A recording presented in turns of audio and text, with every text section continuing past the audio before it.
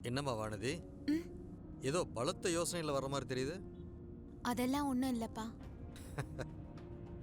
நீ எங்களை பற்றி தான் ஏதோ யோசிச்சுக்கிட்டு வரன்னு தெரியுது.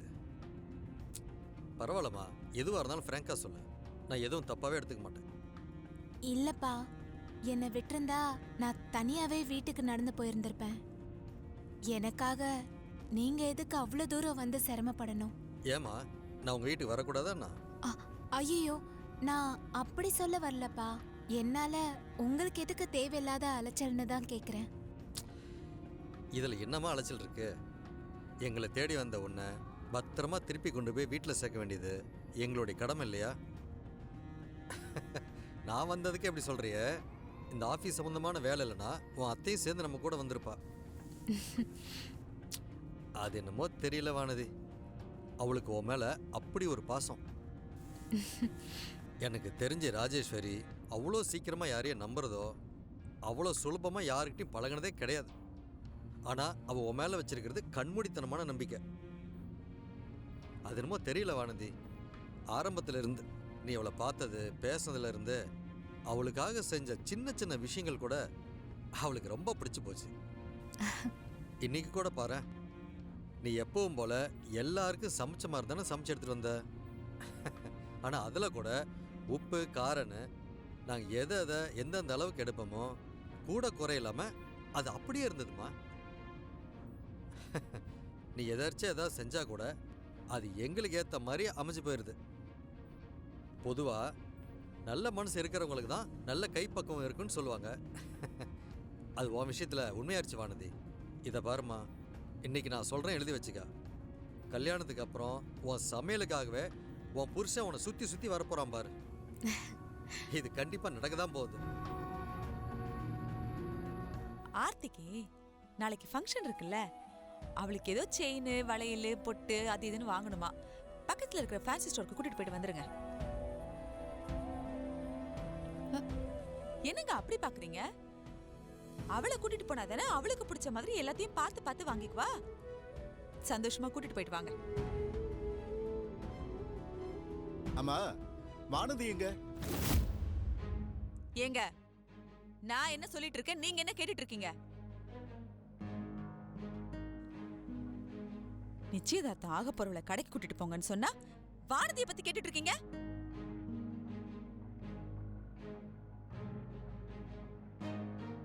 இல்ல அமுதா, சம்மந்தி வீட்டுக்கு சாப்பாடு எடுத்துட்டு போனாலே, அதான் வந்துட்டாளா இல்லையான்னு கேட்டேன். அவ எங்க வந்தா? மத்தியானம் போனவ. குடுத்துட்டு உட்கார்ந்து சாப்பாடு போட்டிருந்தா கூட 1 மணி நேரத்துல திரும்பி வந்திருக்கலாம். இவ்ளோ நேரம் எங்க ஆடி அசைஞ்சு ஊரை சுத்திட்டு இருக்கான்னு தெரியல. சீக்கிரமா வீட்டுக்கு வந்தா எப்படி? ஏதாவது வேலை சொல்லுவோம்ல, அத செய்யறதுக்கு சோம்பேறித்தனம் பட்டுக்கிட்டு தான் கழுத எங்கேயாவது கோயில் குளம்னு சுத்திக்கிட்டு இருக்கும். சம்பந்தி, ஒரு நிமிஷம், இப்ப வந்துடுறேன்.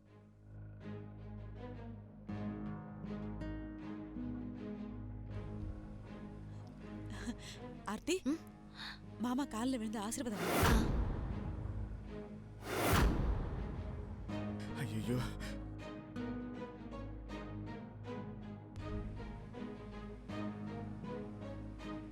என்ன ஆசீர்வாதம் பண்ணுங்க மாமா. நல்லா இருக்கும், நல்லா இருக்கு, நல்லா.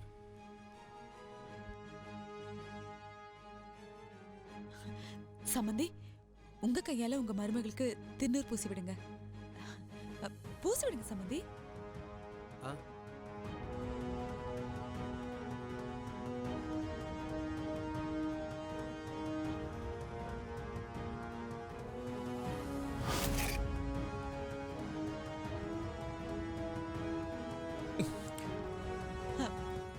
ஆர்த்தி இன்னைக்கு மட்டும்தான் எங்க வீட்டு பொண்ணு.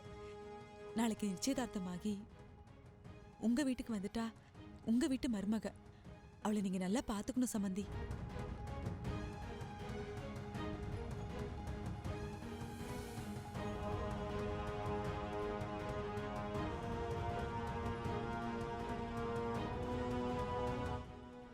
சம்பந்தி, உங்ககிட்ட கொஞ்சம் பேசணும், ஒரு நிமிஷம் வாங்க.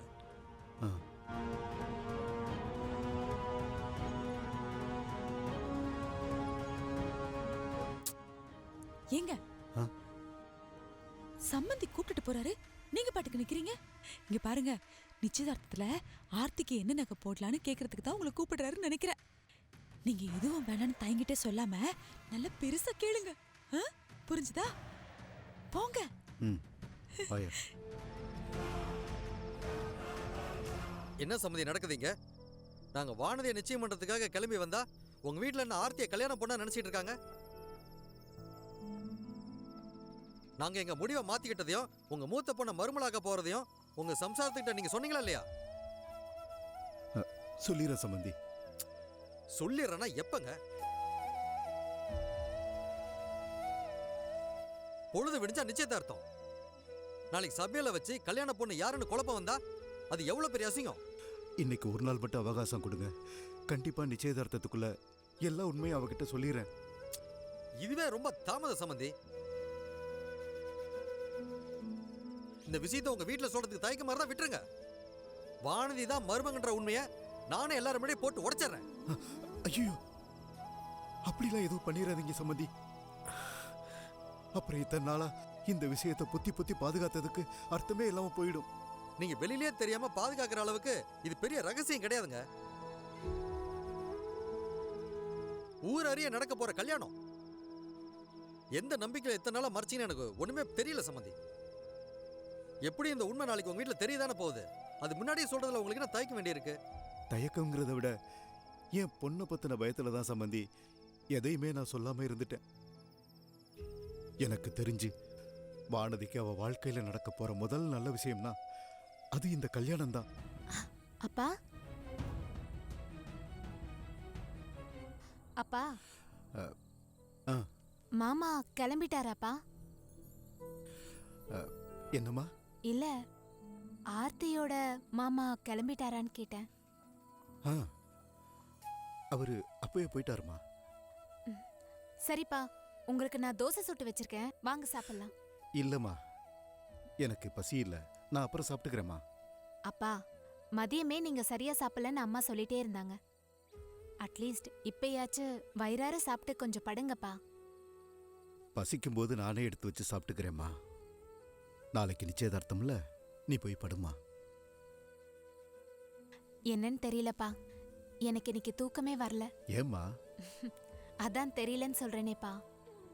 ஒருவேளை மனசு நிறைய சந்தோஷம் நிறைஞ்சிருக்கதாலேயோ என்னவோ. எத்தனை வருஷம் கழிச்சு நம்ம வீட்ல ஒரு விசேஷம் நடக்குதுல்லப்பா.